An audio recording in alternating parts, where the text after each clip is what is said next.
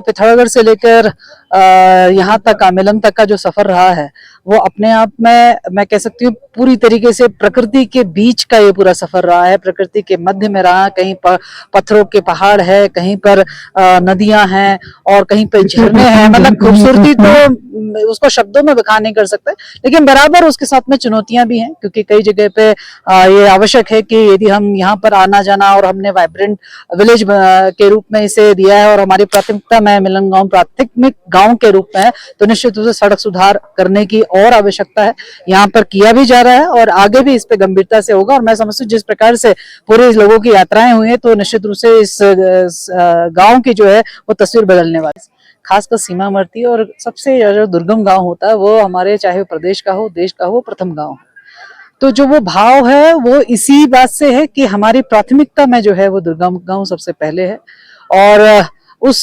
गांव में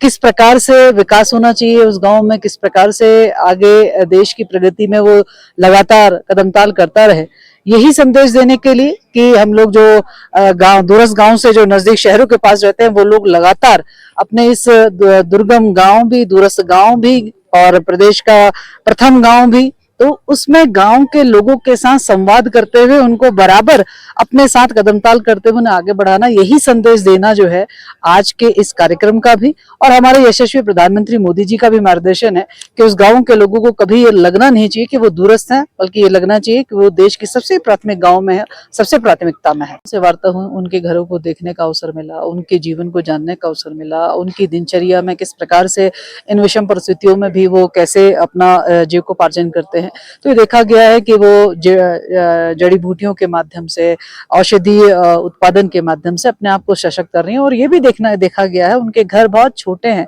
बहुत सीमित साधन संसाधन है, उसके बावजूद भी उनके चेहरों में जो मुस्कान है वो अपने आप में ये बात बताता है कि हम हमारा मन यदि इन सब चीजों के लिए प्रसन्न है, मन में संतोष है, तो निश्चित रूप से ये सारी चीजें अपने आप में जो है बहुत गौण हो जाती है कि हम पे छोटा घर है, छोटी व्यवस्थाएं हैं। मैं समझती हूँ कि यहाँ मिलन के लोगों से मिलते हुए मुस्कुराहट क्या होती है जरूर सीखना चाहिए, विषम परिस्थितियों में कैसे मुस्कुराना चाहिए वो सीखना चाहिए। रही बात यहाँ पे डेवलपमेंट की, तो मैं समझती हूँ कि हमने देखा था कि हर घर में जो है वो सोलर लाइट लगाई गई है, और हमने ये देखा कि वहां पर आने जो है महिलाओं को पहले के मुकाबले लगातार, जैसे आईटीबीपी के माध्यम से उनको डॉक्टरों की सुविधा हमेशा मिलती रही है। तो ये आपस में उनकी जो उत्पादन है वो आईटीबीपी के खरीद के माध्यम से उनको जो है धनार्जन हो रहा है। तो ये क्रम लगातार बना हुआ है और निश्चित रूप से यही इस गाँव को जो है आज तक जीवित रखा हुआ। और आगे मैं समझती हूँ जिस प्रकार से ये चौतरफा डेवलपमेंट जिस दिन हो जाएगा, ये गांव जैसे पहले कहा जा रहा था कि यहाँ 5,000 सबसे बड़ा गांव हुआ करता था, मुझे लगता है वो समय दूर नहीं कि ये गांव भी सबसे बड़े